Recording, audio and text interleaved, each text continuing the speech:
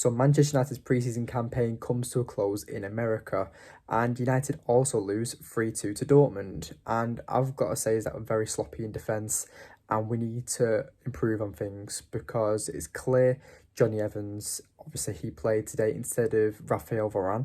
I think if Varane played, obviously we don't concede that third goal against Dortmund. But Dortmund are a very well organised side, and this is the whole thing about the Bundesliga. The teams that play in the Bundesliga, especially like Bayern Munich and Dortmund, they like to overload the opposition box and keep a player on the far post at all times, and they'll make crosses or low passes into the box and score tap-ins. And that's what happened today with Dortmund, and Man United just couldn't defend it. And this is where the issue needs to happen. We need to tighten up at the back. And this is where I kind of feel sorry for Andre Onana. He's played 2 games for us now and conceded 3 goals, and none of them are his fault. It's because of our poor defending. And yes, Onana's going to be playing consistently with Varane and Martinez. But what if one of them get injured? We saw what happened last season when Varane and Martinez got injured at the same time. We fell to pieces. Yes, Lindelof stepped up, and Luke Shaw can play decent as the left centre half. But then that exposes the other positions that, for Luke Shaw, then we have to bring in Malacia as the left back. And this is the frustration with pre-season. And obviously with pre-season, you want to see your team exciting. You want to see your team that what to give you hopes up for the season. And right now, United aren't scoring enough goals, and this is why we've spent 70 million euros on Rasmus Højlund. Rasmus Højlund now has immense pressure on him, and this is where I feel sorry for the guy, because he's now having to come into Manchester United, which is a very big sink or swim club as it is, as a young striker who still hasn't proven himself in Europe, and he's going to have a lot of pressure on him. And this is what I taught us about in the video the other day, that Rasmus Højlund is going to come into the team with immense pressure, and people are going to just target him constantly. Because for me, it's all about as well Antony. Antony misses so many chances, it's absolutely ridiculous. He'll score an absolute banger or a first-time shot, and it'll go in top corner or bottom corner like it's nothing. But he'll miss the simple chances. Marcus Rashford hasn't even scored in pre-season yet. He needs to retain his form. Jadon Sancho has been our most consistent and best forward, in my opinion. And this is where I want to say Jadon Sancho deserves a chance in the starting 11 when it comes to after pre-season.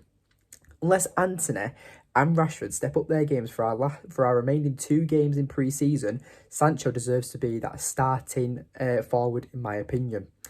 But the whole starting 11, the more experienced players, the more expensive and high-valued players, they don't seem to be gelling at the moment. And this is kind of a worry for me. We've got 2 games yet to sort it all out because we've only had a few games. But 7 goals in 5 games, guys, it's not a good record.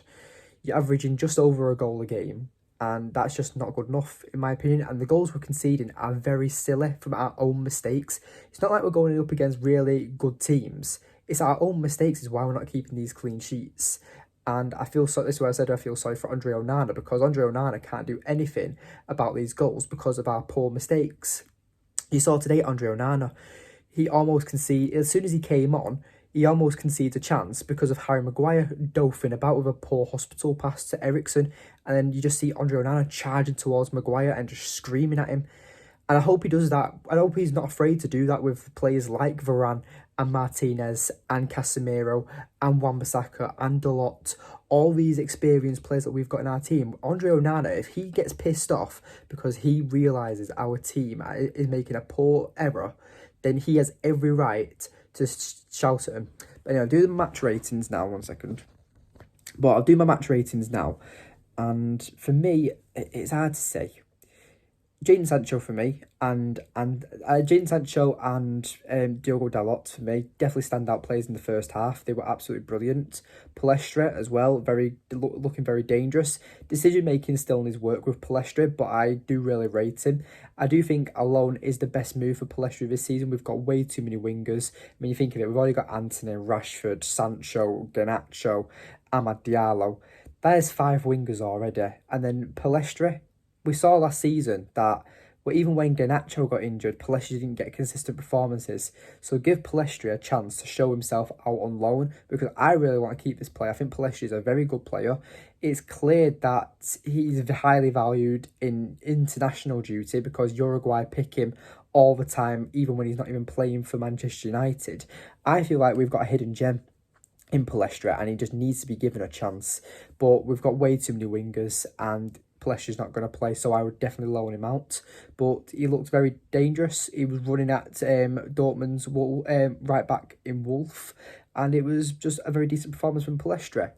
I also liked Forson as well. Forson for that first 30 minutes, I felt like he played all right, and I think that was probably his best game of pre-season. But again, he still looks like he needs to spend either. If he could somehow get a loan, then that would be good to see. But I do think another season in the academy is the better season, just so we can develop a bit more, in my opinion.